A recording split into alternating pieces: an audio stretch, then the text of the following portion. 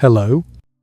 Tonight we will step together into one of the coldest and most haunting secrets of European history, where behind the dazzling layers of makeup, behind the golden and jewel-studded gowns of the Tudor court, lies a truth that forced all of England to bury in silence for more than 400 years. Imagine, the night of March 23rd, 1603. Richmond Palace is drowned in darkness, with only a few flickering candles trembling against moss-covered stone walls.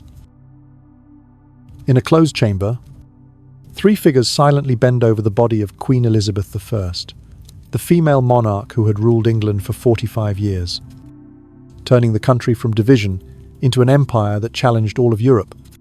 No drums, nor farewells. Only the smell of dried rosemary burned to mask the spreading odor of decay. Those people, a physician, a lady-in-waiting, and a priest, were entrusted with a task they could never have imagined in their lifetime to prepare the body of the Virgin Queen. But as each layer of fabric, each corset, each coating of lead powder was removed, they saw a horror so dreadful that very night, all were forced to swear eternal silence. The world was told that Elizabeth died peacefully after a short illness, closing a glorious reign with serenity. But beneath that painted mask of history, perhaps the truth was far darker and more terrifying. It was not merely the death of an elderly woman, but the end of a body destroyed by lead, mercury, corsets, and secrets no one dared to name. Close your eyes and imagine for nearly half a century, Elizabeth had worn an armor not of steel, but of cosmetics and ceremony. She became the Virgin Queen, the symbol of purity, of a nation resisting the mighty Catholic world. But the price of that image was the disintegration of her body, the deformation of her bones, and a series of abnormalities that haunted anyone who saw them with their own eyes for life. Tonight, we will no longer be in our familiar bedroom. Instead, let your mind drift to the Tudor court, where candlelight trembles on a face covered with thick white powder like a mask, where silk gowns brush softly against one another, and where a queen concealed her true being beneath heavy layers of fabric. And then, let your imagination lead you to the question, who was Elizabeth I really? Was she truly a virgin, as history praised, or beneath all those disguises? Was it a half-male, half-female body? A being beyond the limits of contemporary medicine? Perhaps no one can ever answer. For all has been buried under layers of lead in the tomb at Westminster Abbey. But it is that very silence, that very fear, that has turned Elizabeth's secret into one of the greatest enigmas of European history. Now, turn off the lights. Perhaps switch on a gentle fan for a soft background sound, and let yourself sink into tonight's journey together. Chapter 1. The Orphan Girl in the Tudor Court. You are listening to the whispers of history.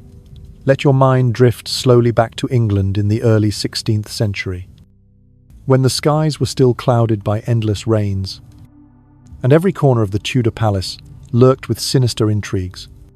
Elizabeth. At that time, he was just a little girl, not yet 3 years old, but fate had already cast the shadow of blood and iron over her life. Elizabeth's mother, Anne Boleyn, had once been the brightest woman of the court. She had enchanted King Henry VIII so deeply that he dared to sever ties with the Pope and create an entirely new church. All just to marry her. Yet that brilliance did not last. When she failed to bear a male heir, Anne was burdened with absurd charges: adultery, betrayal, even incest. And then, on a cold morning, upon the scaffold at the Tower of London, Anne's head fell, leaving little Elizabeth abandoned in a treacherous court. Imagine a child who had only just learned to say mother, losing the only protector she had. For Elizabeth, the first lesson of life was not letters or numbers, but a brutal truth in this palace. A woman's body could be a crown, but it could also be a death sentence. Elizabeth's father, Henry VIII, went on to take more wives. The women who entered the Tudor palace were like fledglings released into an iron cage, adorned with jewels, yet counting down the days. The small Elizabeth watched them come and go. Some basked in affection and splendour. But the moment they failed to give birth to a son, all was lost: the throne, the king's love, even life itself. Picture the little girl standing in a cold corridor, her tiny hand brushing the stone wall, her eyes following the guards as they led yet another queen to her death. In silence, Elizabeth learned an important truth to survive. One must turn the body into a weapon, eyed fear, and transform into a symbol. Elizabeth's half-sister, Mary Tudor, would also be haunted by the shadow of womanhood. The entire court mocked Mary's false pregnancies, when her belly swelled, but no child was ever born. Elizabeth, still young, saw clearly a woman, in the eyes of the court, was valued only by her ability to bear children, and if she failed, the entire kingdom would call it a disgrace. These memories carved deep into Elizabeth's soul, planting within her a resolution: never let anyone control her body. Never let destiny be defined by the ability to mother a child. From here, the seed of the Virgin Queen was sown, not merely as a political strategy, but as armor for survival. Tonight, as you relax your breath, imagine the little Elizabeth sitting in a cold chamber, candlelight casting shadows upon her tender face. Beyond the window, the wind howls through ancient trees, like the distant call of a fate not yet revealed. She does not yet know that it is the pain of losing her mother, the obsession with blood and power, that will begin the journey of turning her body into an immortal symbol. Close your eyes a little longer. Here, within the silence, the footsteps of guards echoing from afar, the clatter of armor, the startled cries of night birds, all of it seems to seal away the dream of a child's innocence. And Elizabeth, though only 3 years old, had already begun to learn how to hide her tears, how to stand tall in a world where mercy was a luxury. In the darkness of the Tudor court, an orphan girl was growing up. Not with love, but with cruel lessons about power, about gender, and about how one human being might endure when the whole world wants them erased. Chapter 2: The Journey to Becoming Queen. Elizabeth's childhood passed in uncertainty. When her sister Mary became queen, Elizabeth often found herself in danger. Mary, known as Bloody Mary for her severity in restoring Catholicism, constantly suspected her half-sister of being a threat. Elizabeth was placed under house arrest, watched closely, and even nearly lost her life. During those years, she learned that survival in the court did not depend on muscle or weapons, but on the ability to turn herself into a mirror no one could see through.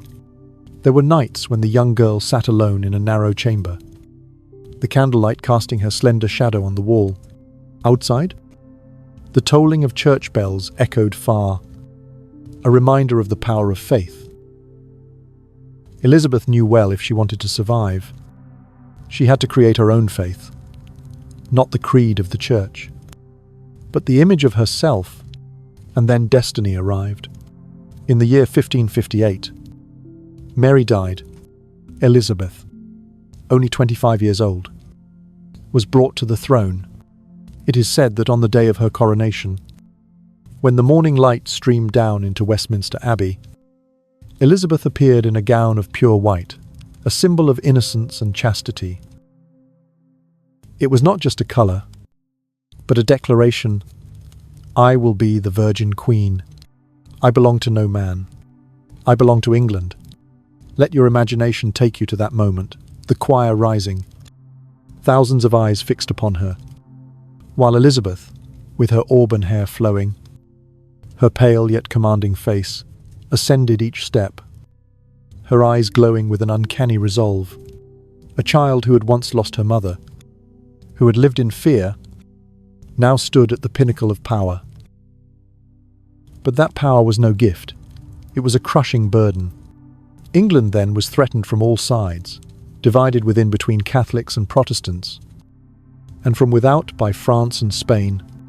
A young queen, unmarried, with no heir, in the eyes of Europe.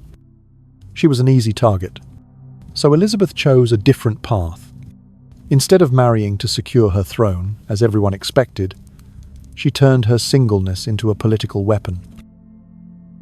She became the wife of England, and every marriage proposal was no more than a diplomatic card.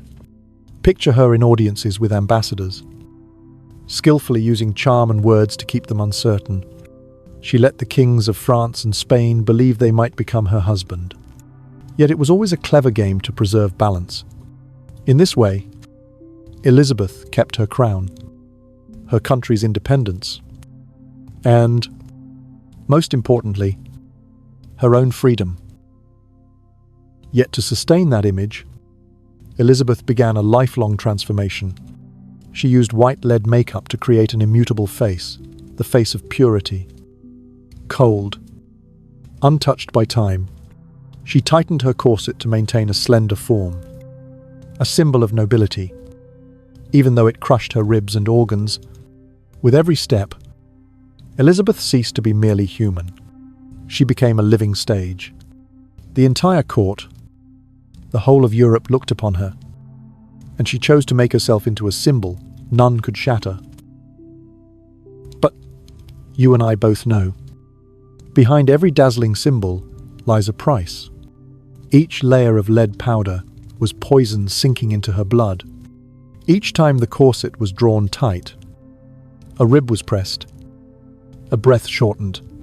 Tonight, as you lie in your room, imagine the sigh of a queen after a long day at court. When everyone had gone, and only Elizabeth and a flickering candle remained, she removed the heavy gown, unlaced the corset thread by thread, and on her skin appeared bruises, streaks of red. She did not complain, only remained silent, for she knew this was the price of her throne. Throughout 45 years of rule, Elizabeth used her very body as an endless play. Day after day, month after month, she adorned herself to embody the Virgin Queen, to confront enemies abroad, and to conceal secrets within. And that path, though crowned with glory, was also the beginning of a terrible tragedy in the final years of her life. Chapter 3. The Price of Beauty and Power. You are still lying there, letting your breath flow gently, allowing the story to carry you into its slow rhythm. Now, we step deeper into the world of Elizabeth, a queen who ruled not only with intellect and will, but also with the very image of her body. Yet to preserve that image, she paid a staggering price. Picture this each morning in the palace. When pale sunlight filtered through heavy curtains, Elizabeth sat motionless for hours. Before her lay a wooden table covered with powder boxes, jars of mercury, brushes made from animal hair, and tiny bottles prepared by royal physicians.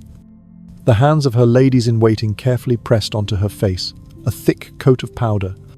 It was Venetian ceruse, the most precious cosmetic of the age. Made from finely ground white lead mixed with vinegar, that powder transformed Elizabeth's face into a flawless mask. No wrinkles, no blemishes, only a whiteness like marble. In the eyes of her subjects, it was the eternal visage of a queen who never aged.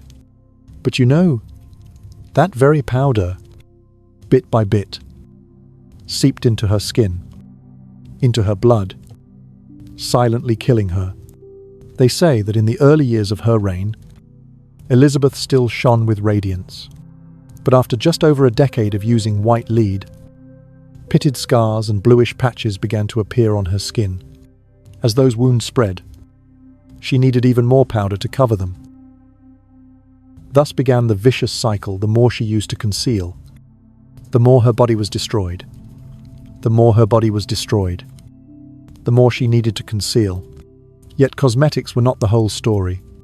Beneath the splendid gowns, Elizabeth's body was bound within a corset, a garment stiffened with steel, whalebone, even hard wood. Imagine laces pulled tighter and tighter, so much that her maids had to brace their feet against her back to draw it fully closed. Slender, graceful waist appeared, but at the cost of shortened breath, ribs bent out of shape, and organs forced from their natural place. Elizabeth wore her corset 16 hours a day, from dawn until late at night, even while writing letters, receiving ambassadors, or stepping before her people. She remained encased in that rigid frame. Slowly, herskilt and deformed, her lungs lost their full capacity, and just climbing a few steps left her gasping. Yet no one was allowed to know. All they saw was a slim figure, an unchanging symbol of majesty.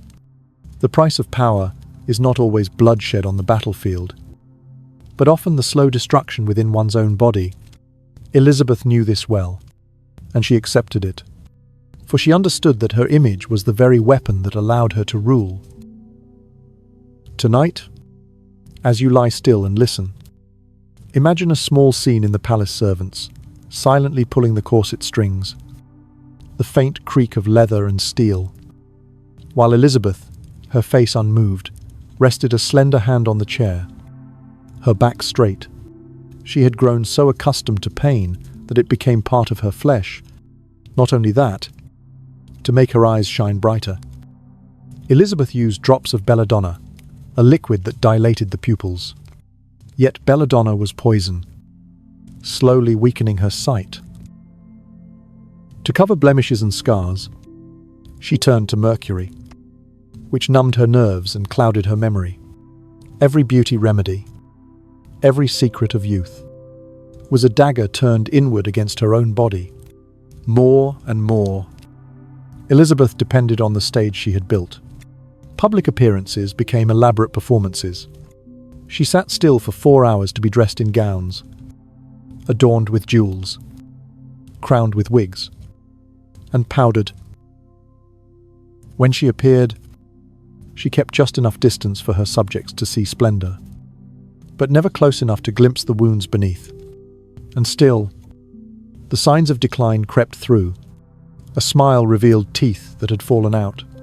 Her voice faltered at times from short breath. Her hands trembled lightly beneath her gloves. Yet for Elizabeth, these were only minor details, easily hidden by ritual, by distance. The power. Take a deep breath in and let it out. In your gentle exhale, imagine the shortened breath of a queen, compressed by her corset, suffocated by the mask she herself had created. That was the price of beauty, and also the price of power. Elizabeth chose to pay with blood, with breath, with every inch of her flesh, in exchange for an immortal image. And that image, the Virgin Queen, would live on, even as the real body decayed from within. Chapter 4. The darkness behind the makeup. Let your body relax a little more, your breath steady. And together, we return to the later years of Elizabeth, when the brilliance of the throne still shone brightly. Yet within, her body had already begun to fracture. Elizabeth never allowed anyone to see her true face. All that the public saw, all that envoys recorded, was a pale mask, powdered so thickly that candlelight reflected off it like porcelain. But behind that mask, her skin had been ravaged beyond recognition. Imagine this each evening. When her maids wiped the powder from her face, flakes of skin came off with it. There were moist sores, oozing blood, their stench so strong that servants held their breath. Some patches of skin turned black and blue, others mottled red and purple. And so, the next morning, even more layers of powder were needed to cover the destruction. Elizabeth's teeth also began to vanish. Lead and mercury not only corroded her flesh, but blackened her teeth until they fell out one by one. People said she often spoke with a hand covering her mouth. Not from modesty, but to hide the gaps in her smile. At times, food lodged in her inflamed gums caused such pain that she survived on diluted wine rather than meals. Her hair, once her pride, was gone as well. Clumps fell upon her pillow, leaving a patchy scalp. Elizabeth was forced to wear wigs, thicker and more elaborate with each year, to create the illusion of fullness. These wigs, braided intricately and set with jewels, were nothing more than coverings for irreversible decline, beneath gowns embroidered with gold thread. Her body bore ulcers that refused to heal. Toxic dyes in the fabrics, combined with the pressure of corsets, inflamed her skin and caused suppurating sores. Some wounds remained open for months, staining the underlinens with blood and fluid. Servants lined her dresses with extra cloth to absorb it. Yet Elizabeth still appeared in dazzling robes, as if nothing had happened. Tonight, as you listen, imagine a chamber where winter wind seeps through cracks in the door. Elizabeth sits before a mirror, but the mirror is draped in cloth. She no longer wishes to see her true reflection. All reflections are erased. Only the sculpted face remains, built from powder, rouge, wigs, and jewels. The real woman, pitted skin, fallen teeth, a body scarred with wounds, was locked away in silence. The decay was not only of the body. Elizabeth's mind began to falter. Many nights, she spoke to herself, calling the name of her long-dead mother, or smiling at empty air. Fierce headaches and sudden dizziness made her cling to the arm of her chair. Yet each morning, when she stepped before her people, she appeared again as the ageless queen, steady, unchanging, her voice firm. The darkness behind the makeup, behind the heavy gowns, was the truth England would never know. They saw only light, a proud queen, steadfast, a beacon against Europe's storms. But in the deep night, once palace doors were shut, Elizabeth was nothing more than a body in pain, a woman trapped in the very image she had created. Can you hear it? The rustle of silk, the labored breath beneath the corset, and the crackle of a candle in silence, all of it like a sorrowful lullaby, telling of the price of immortality. Elizabeth chose to make herself a symbol, and to do so, she sacrificed both body and mind. Once she wore that mask, it could never be removed, and slowly, no one could tell where the real queen ended. And the performance began. Chapter 5. The secret hidden in the body. Let your breath slow once more. We have passed through Elizabeth's orphan childhood, the years she transformed into a queen, and the price her body paid for powder and corsets. But there was still one more thing. Something. No layer of makeup, no heavy gown could completely conceal the secret of her very body. From the time she was a young woman, Elizabeth always avoided marriage. Ambassadors, princes, and kings came to propose, from Spain, France, to the lords of Europe, and all were received with skill, delayed with vague promises. The world called her the Virgin Queen, as if it were a sacred title. But in the whispers along the palace corridors, some said it was only a veil. Once, Elizabeth confided to a trusted courtier that she had an impediment, an obstacle that prevented her from being a wife, from being a mother. But what it was, she never revealed. And so, Speculation flourished. Some believed she had suffered an injury in childhood. Others guessed at a grave illness. But there were also those who hinted at a deeper secret, hidden in the very structure of her body. Picture the scene: an audience with Spanish envoys. They observed the queen with sharp eyes. They saw her upright gait, to her shoulders, a little broad, her hands firm like those of a worker, more than of a delicate maiden. They heard her voice, resonant, deep and decisive, at times carrying a masculine tone. In secret letters sent back to Madrid, they wrote, "Elizabeth bears the demeanour of a man in the guise of a woman, and Mary Stuart, Queen of Scots, her sworn enemy, once mocked in a letter, Elizabeth is neither fully woman nor fully man, but something in between." At the time, people saw it as political ridicule, but in hindsight, one may glimpse within it a truth the Tudor court would never reveal. This secret became even clearer once Elizabeth passed 30.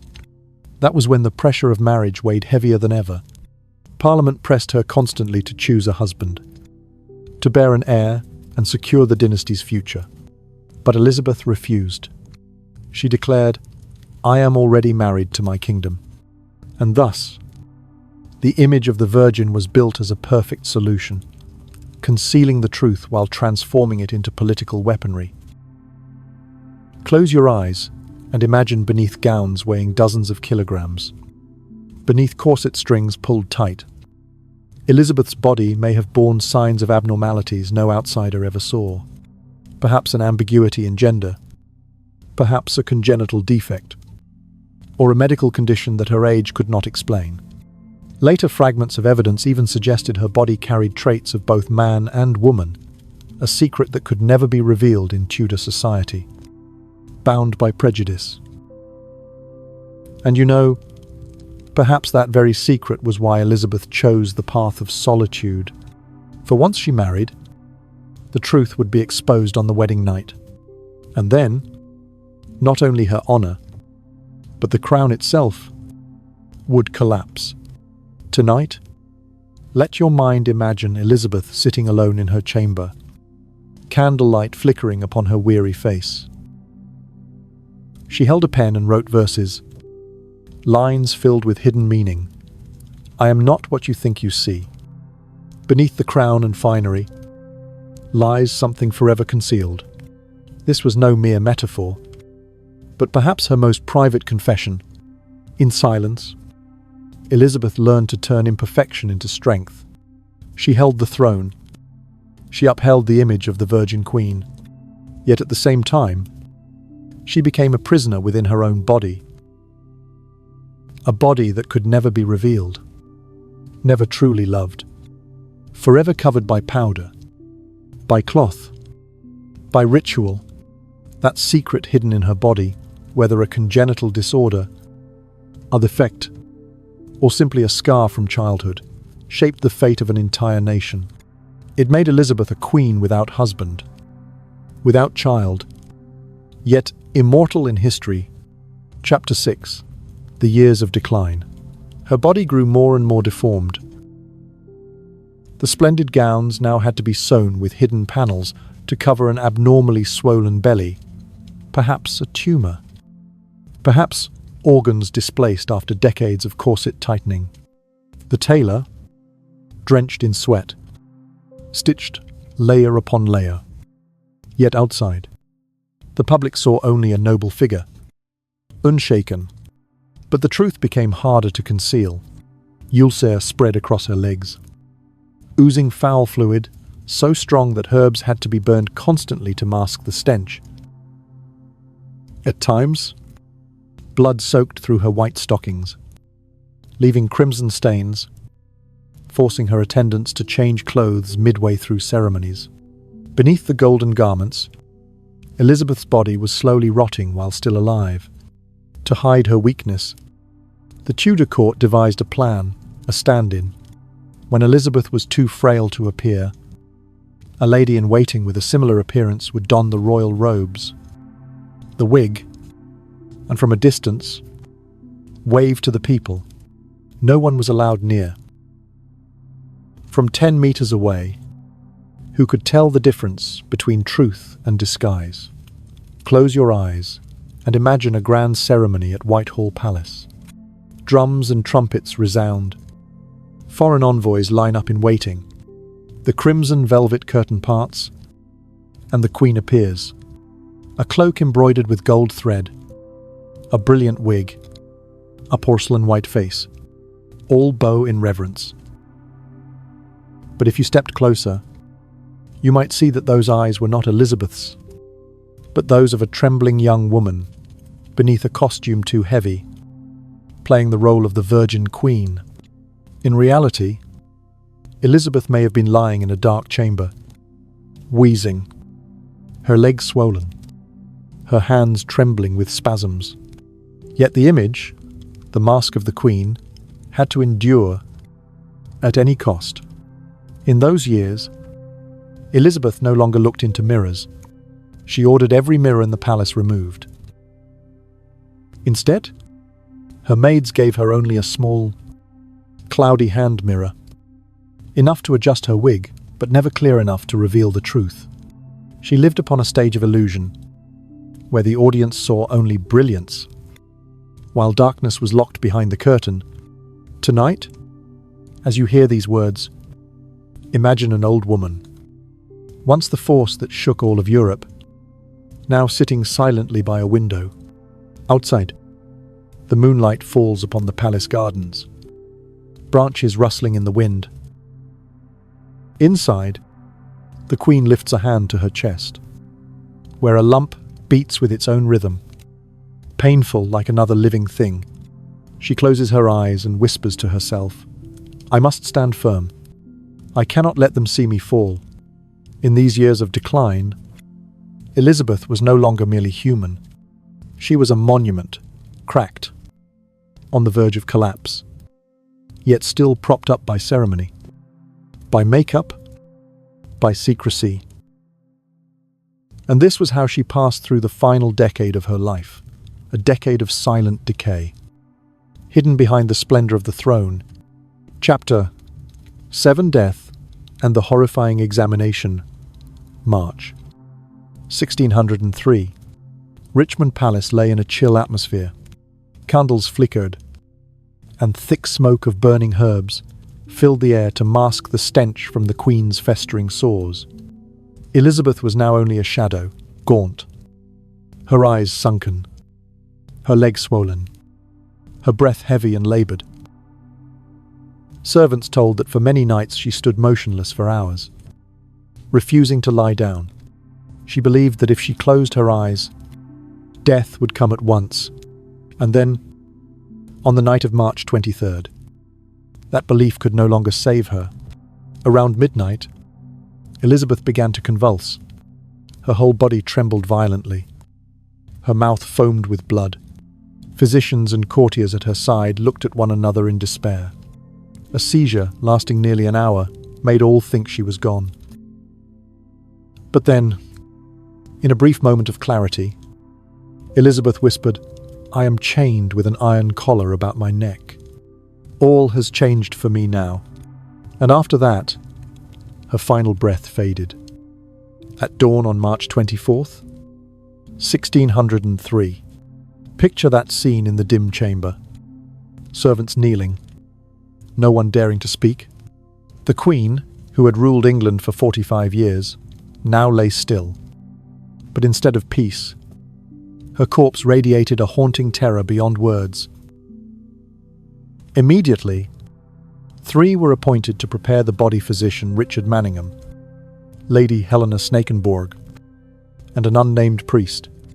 They entered the chamber, the door shut behind them, and what followed was buried in silence forever. As they began removing the layers of garments, truth emerged. Fabrics clung to her flesh, glued by pus and dried blood. Each pull tore away strips of skin, revealing necrotic tissue beneath. The whalebone corset had carved so deeply that when removed, rib jutted deformed, organs crushed out of place. It was recorded that her liver had been pushed high into the chest cavity. Her stomach shriveled to the size of a fist. Other organs, when opened, were pitch black, shriveled as if burned from within. Lead, mercury, and arsenic had corroded her body entirely. But the most dreadful part was not that. When the last layer of powder was wiped away, her face appeared with black veins crawling beneath the skin, some etched down to the bone. At the crown of her head, parts of the skull were soft, like that of an infant, pulsing with blood. And then, when they looked lower, they discovered a truth. Unthinkable. The genitals were not fully female. The lower abdomen bore old, scarred tissue, dry and rigid. Records say her sex was ambiguous, incomplete, making union and childbirth seemingly impossible. Inside, the womb was shriveled, covered with strange calcified plaques. In that moment, all three understood. The long-whispered rumor of the Queen's impediment was no fantasy. It was real, and if revealed, the very legitimacy of the Tudor throne would be shaken. But the horror did not stop. Further examination revealed in her left breast a large, purple tumor, swollen with veins, leaking a black, metallic-smelling fluid. Some whispered that inside were even teeth and hair, like a monstrous growth. Before them, Elizabeth's corpse was no longer that of a normal human. It resembled a hybrid creation, part woman, part man, both alive and decaying, both powerful and cursed. Close your eyes and imagine the three bending over, hands trembling, eyes meeting yet no voice uttered. They knew that what they saw could never leave that chamber. That very night, Elizabeth's body was wrapped in many layers of linen, placed into a lead coffin, sealed with pitch and bound with iron chains. There was no lying in state for the people to view. No death mask, as tradition, all had to be finished swiftly, as though the nation itself feared that if gazed upon too long, the truth would escape. The three carried their dreadful memory to their graves. One fled to Scotland under a false name. One entered a convent, swearing silence. The other vanished from history's record. Elizabeth's death was declared to the public as peaceful, after a short illness, but in the shadows of Richmond, it was in truth a horrifying encounter with a body that had become a toxic, deformed, mysterious machine. Tonight, as you lie in your quiet room, I feel that chill.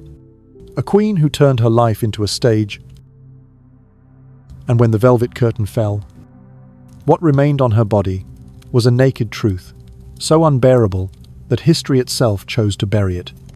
Chapter 8. The cover-up that lasted 400 years. Let your mind drift once more. We have just witnessed Elizabeth's dreadful death, and the secrets revealed in the darkness of Richmond. But the most frightening part was not the decayed body. The greater terror was silence. A silence that lasted more than 4 centuries, covering the entire truth. Immediately after Elizabeth drew her last breath, the court acted. The chamber where she died was sealed. Every object that had touched her corpse was gathered and destroyed: bed linens, tablecloths, even the planks where her blood had seeped. The wooden floor itself was torn up and replaced, leaving no trace behind. Imagine that cold night, the flames rising in the palace yard. Servants tossed into the fire bundles of cloth, jars of cosmetics. Even the table where her body had lain before the coffin was sealed. The acrid smoke drifted into the wind, but instead of cleansing, it was like a ritual erasure, ensuring no one could ever search for truth again. Witnesses were treated as dangerous fragments. Dr. Manningham, who had seen the Queen's deformities with his own eyes, was sent away to Scotland under a false name, never to return to England. Lady Helena Snakenborg, once close to the Queen, was forced into a convent, sworn to silence until death. The unnamed priest vanished from record, as though erased from history itself, and the record's medical notes, ladies' diaries, private letters, all were seized and destroyed.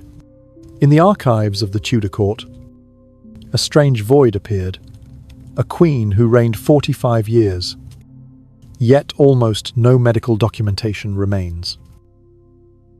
All that survived were a few brief words. Her Majesty, after a short illness, passed away peacefully. Do you hear the irony, peacefully? When in truth, her body had rotted. Her blood ran black as tar. Her ribs warped, and a monstrous tumor throbbed within her chest. Yet history recorded only serenity. Elizabeth's corpse was sealed inside 2 lead coffins, bound with pitch and iron chains. The physicians knew it must never be opened. Not now. Not ever. Even today, more than 400 years later, her tomb in Westminster Abbey has never been disturbed. Historians and scientists have begged to exhume her remains, but the British government always refuses. The official reason to preserve historical integrity, the whispered reason, fear that if opened, the truth would shatter the myth that built an empire. Picture Westminster Abbey on a silent night. Elizabeth's tomb lies still beneath cold marble. Beneath it, the heavy lead coffin, bound with chains, perhaps still holds the deformed remains. And that secret, like a sleeping monster, waits in the dark for discovery. Across 4 centuries, only fragments of truth have slipped out. A few secret letters from European envoys describing the Queen's hands as broad like a stonemason's, her voice deep and resonant, her stride like a soldier's. A few lines of her own verse. I am not what you think you see. Beneath the crown is something forever hidden. A decoded fragment of Lady Snakenborg's diary. What I saw was not a queen, but a creature cloaked in the guise of one. Piece by piece, a picture emerges. Elizabeth was not only a woman who used powder and corsets to sustain her image. She bore a biological secret, an ambiguity of sex, that if revealed would have toppled the Tudor dynasty. And so, history chose silence. England chose to praise the Virgin Queen as an immortal icon. People were allowed to remember only the defeat of the Armada, the flowering of the arts, the age of Shakespeare. Her true body, decayed, deformed, corroded by poison, was left forever buried beneath lead. Tonight, as you close your eyes, listen to the whisper of that silence. A silence fort centurilon. It settles like a heavy blanket, soothing, drawing you towards sleep. Yet it also reminds us some truths are so terrifying that history chooses burial over revelation. And Elizabeth, in her final triumph, defeated truth itself. She turned herself into an immortal symbol. She never allowed anyone to see her real body. And even in death, her secret remains locked in lead, sealed with pitch, and bound by oaths of silence. Chapter 9. The Legacy of a Queen. Take a deep breath in and exhale slowly. After all the darkness, after the poisonous layers of makeup, after the secrets sealed within a coffin of lead, now we look back at the legacy Elizabeth left behind. Though her body decayed, though history is veiled with doubts, none can deny Elizabeth I was one of the figures who shaped the face of modern England. Across 45 years of reign, Elizabeth transformed a small, divided, impoverished kingdom into a formidable power in Europe. Under her rule, England defeated the mightiest fleet in the world, Spain's Armada in 1588. That victory was more than a sea battle.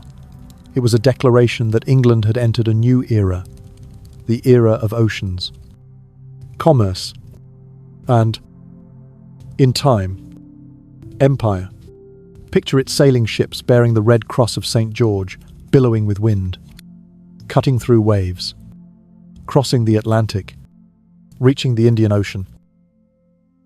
These were the first seeds of the great naval empire that the world would remember for centuries. Elizabeth was also deft in domestic politics.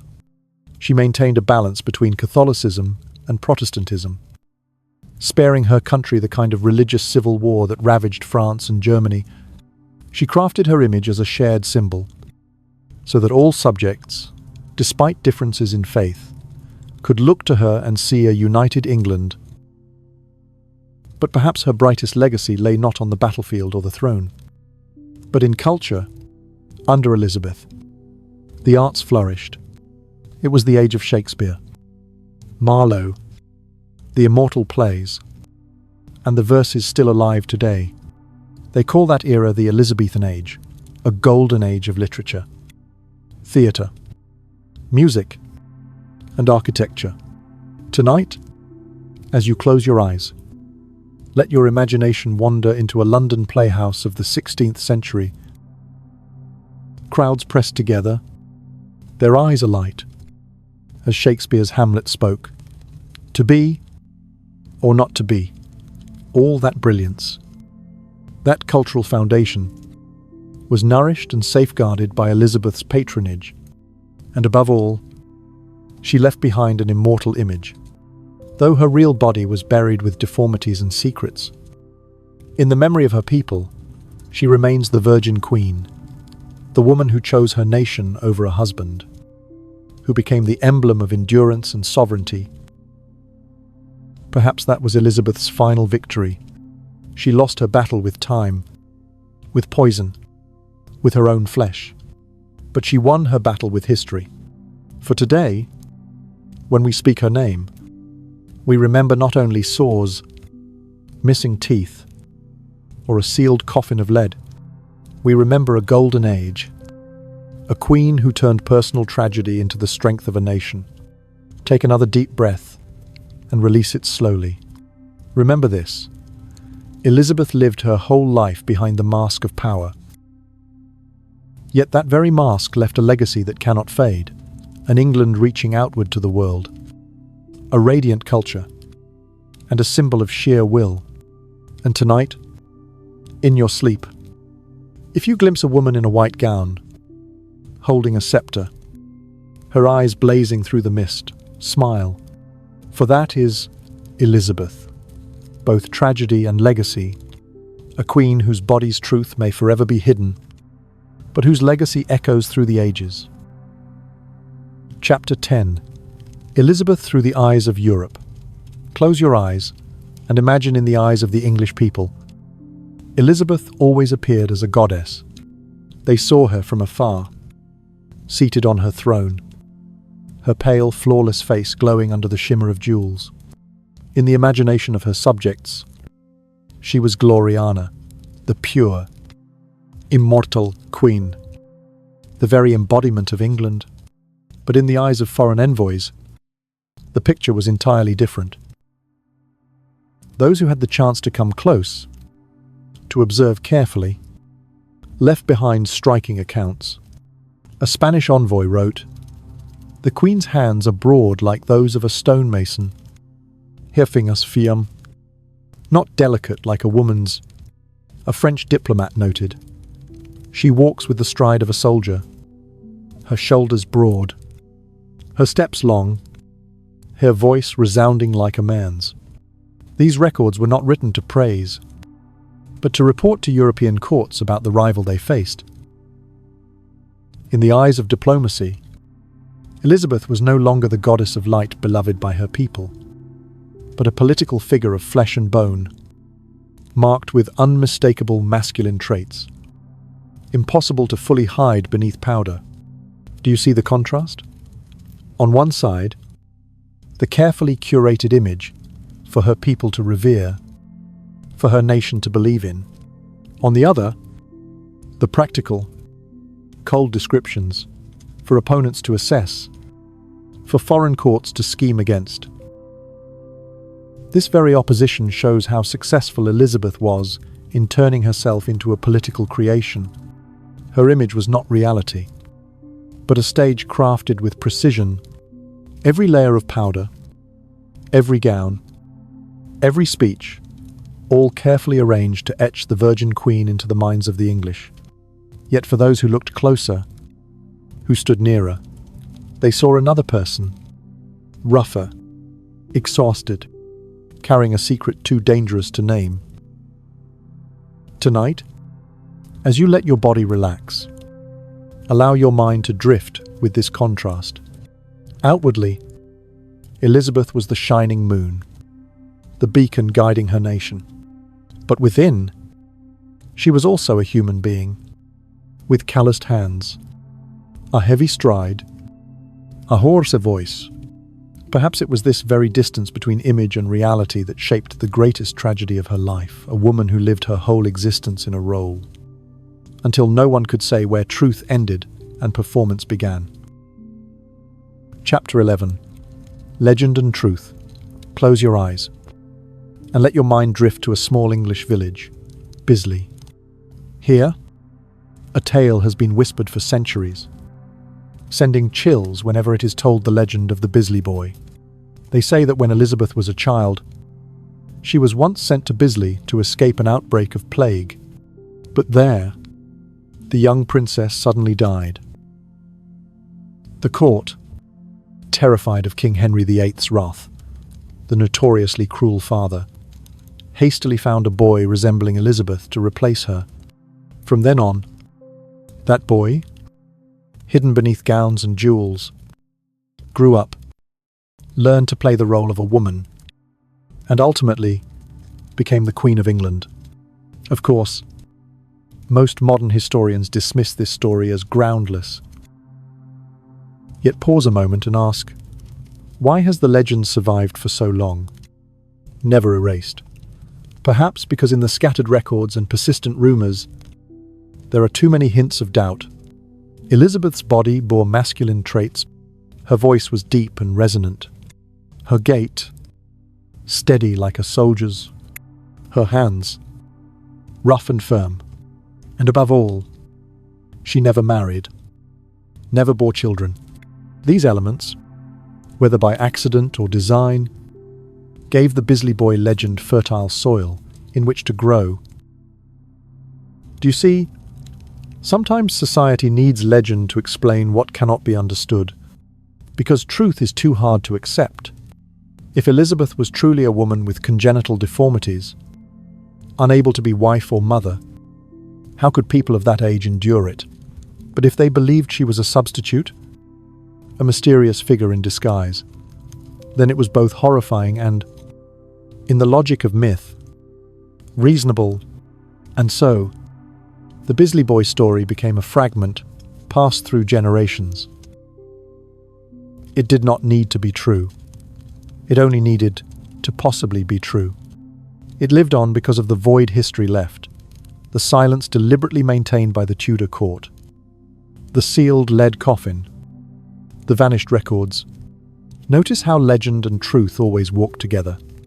The people needed an image to believe in the Virgin Queen, Gloriana, immortal, pure, defender of England against the storm. But in the shadows, they also whispered another truth, a body mysterious, a secret unspeakable. Tonight, as you listen, let your mind hover between those two shores, legend and truth. On one side, a radiant figure. On the other, a decayed body buried in silence. On one side, Elizabeth, goddess of the Golden Age. On the other, Elizabeth, a human destroyed by poison and secrecy. And perhaps it is in that space between the two that Elizabeth became immortal. For legend feeds belief, while truth sows unease. Together, they ensure she can never be forgotten. Chapter 12. A comparison with other queens. Let your heart beat slow a little, and together let us look beyond England's borders, to see how Elizabeth I stood apart from the other queens of her time. In Scotland, During Elizabeth's reign, there lived a queen with a fate utterly opposite Mary Stuart. Mary was radiant, alluring, and her life was bound to love, marriages, and personal tragedy.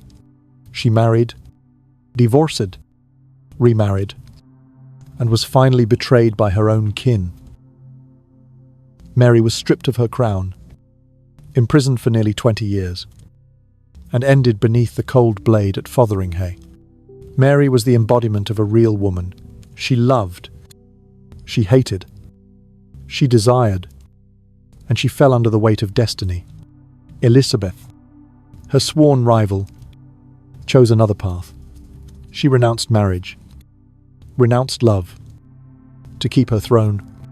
Elizabeth turned solitude into power. Mary died in anguish, yet remained a woman of flesh and heart. Elizabeth lived in glory, but sacrificed her humanity to become a symbol. 2 lives, 2 deaths, 2 legacies.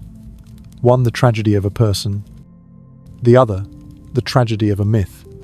Meanwhile, in France during Elizabeth's reign, there was Catherine de' Medici, a woman who wielded power behind the scenes. Catherine did not stand before the public as Elizabeth did, but she steered French politics with cunning, through the marriages of her children, through careful schemes in the shadows. She was called the Black Queen for her notoriety, forever linked with bloody events such as the St. Bartholomew's Day massacre. Placed side by side, Catherine and Elizabeth seem like mirrors. Catherine manipulated from behind the curtain. Elizabeth wielded her very image as a weapon. Catherine is remembered with infamy, Elizabeth with glory, yet both proved in a man's world. Women could still command the center of power, only their chosen paths differed. Do you see, Elizabeth was truly unique. She was not like Mary, letting love and passion lead her to ruin, nor was she like Catherine, cloaked in shadows, pulling strings. Elizabeth stood upright, turning herself into a living stage. She became the wife of England, a political symbol so complete that even her body was transformed into an instrument of rule. Tonight, as you listen, let your mind picture those 3 figures side by side, Mary, eyes wet with tears, stepping onto the scaffold. Catherine, her gaze cold and sharp from the shadows, and Elizabeth, her face white as porcelain, standing tall upon the throne. 3 paths, 3 choices, 3 legacies. And of the 3, only Elizabeth endures in memory as a legend. A legend not only for the victory over Spain, not only for Shakespeare's golden age, but because of the mystery that forever cloaked her being. For perhaps, the more hidden something is, the harder it is to grasp, the more likely it becomes immortal. Epilogue. My dear friend, we have travelled a long journey together, from Elizabeth's orphaned childhood in the Tudor court, to the years she wore the mask of power, from the price of powder and corsets, to the secret within her body, from her years of decline, the horrifying death, to the cover-up that lasted 400 years. And finally, we looked back at the legacy she left. A golden age, a radiant culture, and an immortal symbol. Elizabeth I, the Virgin Queen, stands as proof of a bitter truth that to become a legend, one may have to sacrifice both body and private life. She was no longer an ordinary woman, no longer a free human being. She became a political construct, a national myth, admired, exalted, but buried in loneliness and pain. And perhaps it is precisely this tension, between light and shadow, between legend and truth, that made Elizabeth eternal. For if she had been only a common queen, her name might have faded with time. But Elizabeth became an enigma, a riddle forever unanswered. And it is that mystery which keeps the world speaking of her centuries later. Now, let your eyes close. Let this story drift away like wisps of smoke dissolving into the night. Let your body loosen, your breath slow, and understand that, unlike Elizabeth, you need wear no mask. You may choose peace, your own truth, and the gentle sleep waiting just ahead. Good night.